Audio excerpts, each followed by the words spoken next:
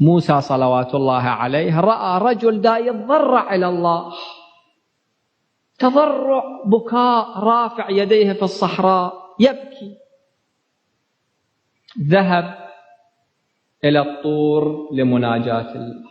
الله قال له عندما ترجع قول لهذا الرجل إذا بكيت حتى تموت لن أقبل منك.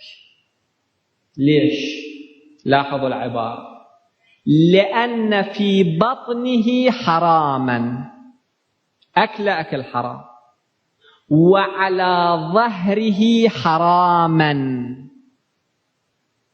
الملابس اللي لابسها ملابس محرمة، وفي بيته حراما، إن في بطنه حراما وعلى ظهره حراما وفي بيته حراما.